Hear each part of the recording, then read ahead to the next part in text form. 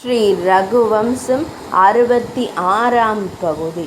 பகவான் ஸ்ரீ ராமபிரான் அஸ்வமேத யாகம் செய்ய தொடங்கிய பொழுது விபீஷ்ணாழ்வார், சுக்ரீவன் உள்ளிட்ட எல்லா அரசர்களும் மேகம் பயிர்கள் மேல் மழை பொழிவது போல ஏராளமான பொருட்களை காணிக்கையாக ராமபிரானுக்கு கொட்டினார்கள். ராமனின் அழைப்பினை ஏற்று அந்த யாகத்திற்கு பூலோக முனிவர்களும் ரிஷிகளும் மட்டுமின்றி தேவலோக ரிஷியான மரீச்சி மகரிஷி முதலான ரிஷிகளும் வந்திருந்தார்கள். முனிவர்கள் எல்லாம் அயோத்தி நகரின் வெளியே தங்கியிருந்தார்கள். அந்த அயோத்தி நகரின் 4 வாயில்களிலும் அப்படி தேவலோக ரிஷிகள் குவிந்து கிடக்க, அந்த அயோத்தி படையினை துவக்கிய பிரம்மதேவரின் சரீரம் போலவே இருந்தது. பிரம்மதேவர் உலகை படைக்கும் போது தனக்கு துணையாக மரீச்சி, அத்திரி, அங்கிரஸ், புலஸ்தியர், புலகர், கிரது, பிரச்சேதஸ், வசிஷ்டர், பிருகு, நாரதர் என்னும் பிரஜைகளின் தலைவர் என்று அழைக்கப்படுகின்ற 11 படைத்து தன்னை சூழ வைத்திருந்தார். அப்படி அயோத்தியும் காட்சியளித்தது.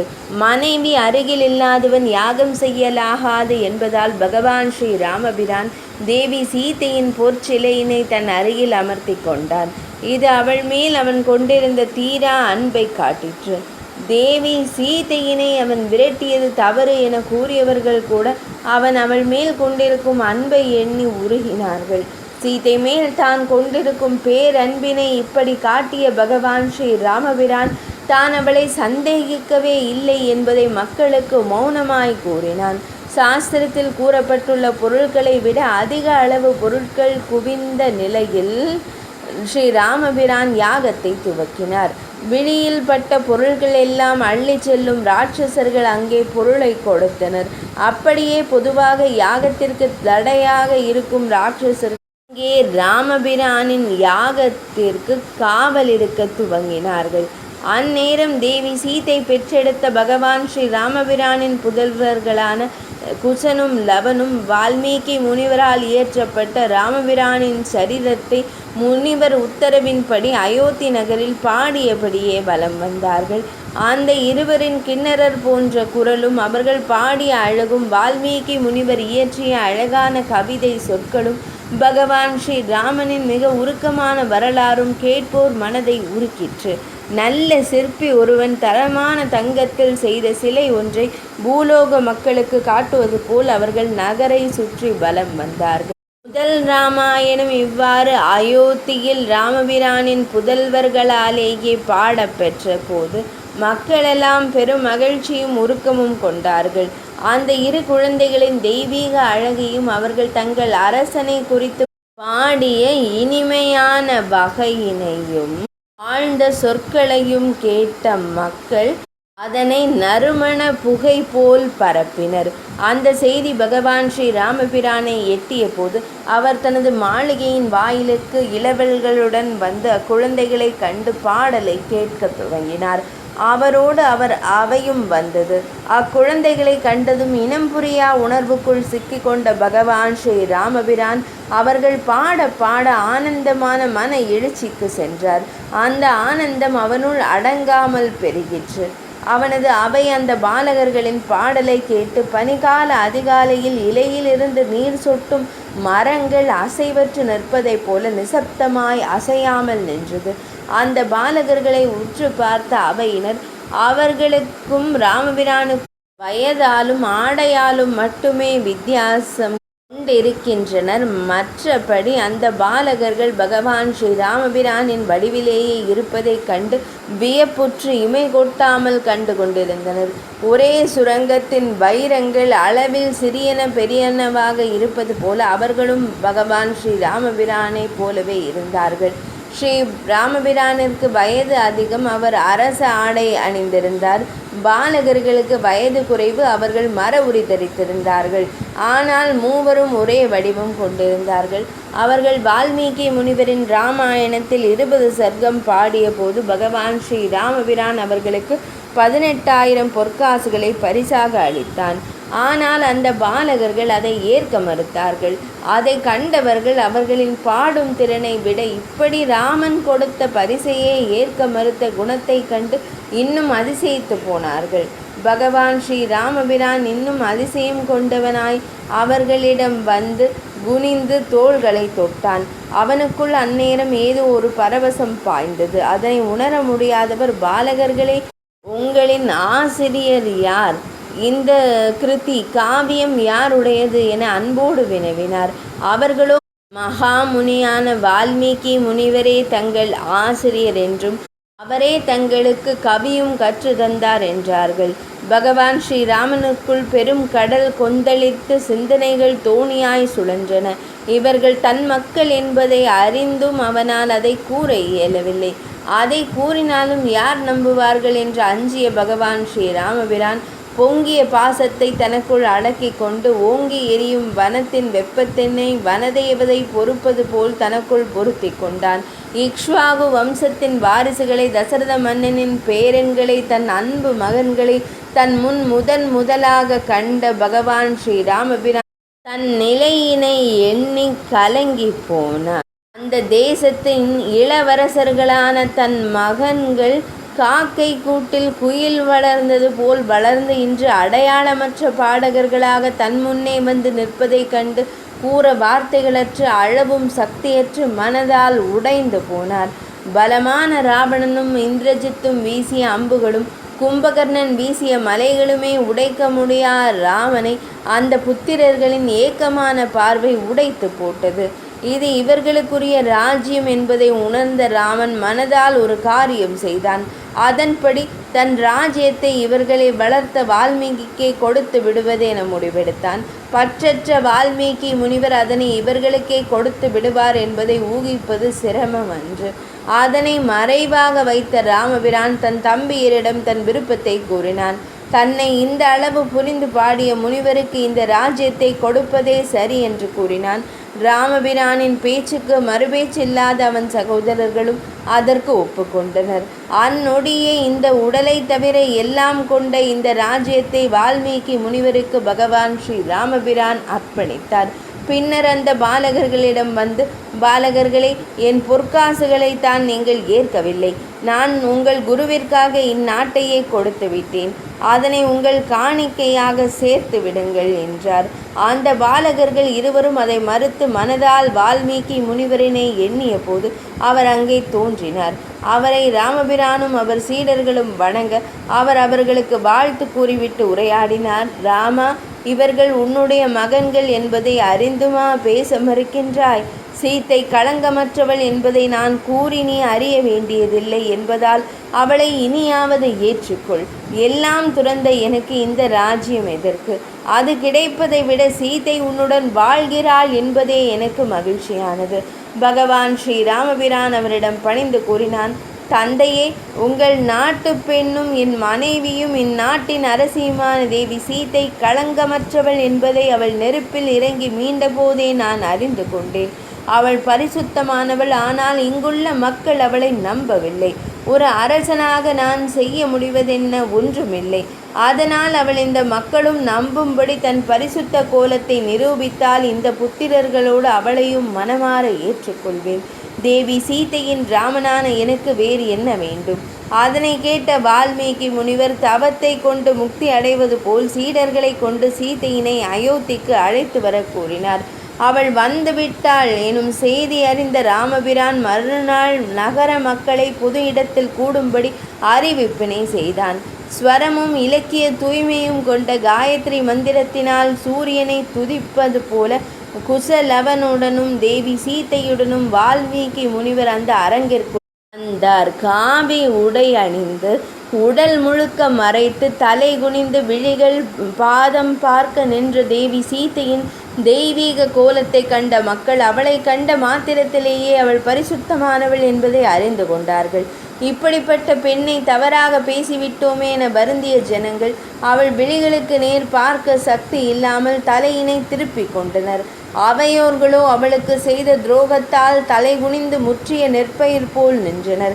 ஆசனத்தில் அமர்ந்திருந்த முனிவர், மகளே, இந்த ஜனங்கள் நம்பும்படி உன்னை உன் கணவனுக்கு நிரூபித்து விடு என கூறினார். வால்மீகியின் சீடன் அவளுக்கு தீர்த்தம் கொடுக்க அதை மும்முறை பெற்று பருகியவள் தலை நிமிராமல் பூமியை பார்த்தபடியே கூறினாள். பூமி மாதா, நான் சொல்லாலும் செயலாலும் உடலாலும் பரிசுத்தமானவள், என் கணவனுக்கு களங்கம் செய்யாதவள் என்பது உண்மையானால் பூமி மாதா, தாயே, பூதேவி தாயே, அன்னையே, எல்லாவற்றையும் தாங்கும் நீ என்னை உனக்குள் சேர்த்துக்கொள். பதிவிரதையான சீதை இப்படி கூறியதும் பூமியில் பிளவு விழுந்து பிரகாசமான சுடர் ஒன்று மேலெழுந்து பிரகாசித்தது. அந்த பிரகாசமான ஒளி கூட்டத்தின் மத்தியில் பெரிய நாகங்களால் தாங்கப்பட்ட ஆசனத்தில் அமர்ந்திருந்தபடி பூமி தேவி தோன்றினாள். அவள் தேவி சீதையினை நோக்கி அழைக்க அவளிடம் சென்றாள் அன்னை சீதை. பகவான் ஸ்ரீ ராமபிரானும் மக்களும் முனிவர்களும் கண்டுகொண்டு இருக்கும் போதே அவளை தன் மடியில் அமர வைத்த பூமி தேவி புன்னகைத்தாள். அவளை கொண்டு செல்லாதே, அவள் எனக்கு வேண்டும், என் சீதை எனக்கு வேண்டும் என ராமபிரான் கதறியபடியே எழுந்து ஓட பூமாதேவி புன்னகைத்தபடி பூமிக்குள் சீதையோடு சென்றாள். தன் விழிகளின் முன்னே சீதை கொண்டு செல்லப்படுவதை அறிந்து கொதித்த பகவான் ஸ்ரீ ராமபிரான் தன் வில்லை எடுத்துக்கொண்டு பூமி தேவியிடம் சண்டையிட்டு அவளை மீட்க விரும்பினார். தான் அறியாத போது தேவி சீதையினை கடத்திய ராவணனை தேடி அழித்த அவன் தன் கண்முன் சீதையினை கொண்டு சென்ற பூமி தேவி மேல் அதைவிட பெரும் ஆத்திரம் கொண்டான். ஆனால் எல்லாம் அறிந்த வசிஷ்டமா முனிவர் அவனை தடுத்தார்.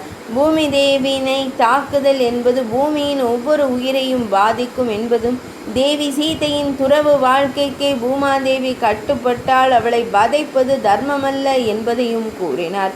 வசிஷ்டமா முனிவரின் வார்த்தைகளை மீற முடியா பகவான் ஸ்ரீ ராமபிரான் அப்படியே வில்லை விட்டுவிட்டு யாகத்தில் அமர்ந்தார்.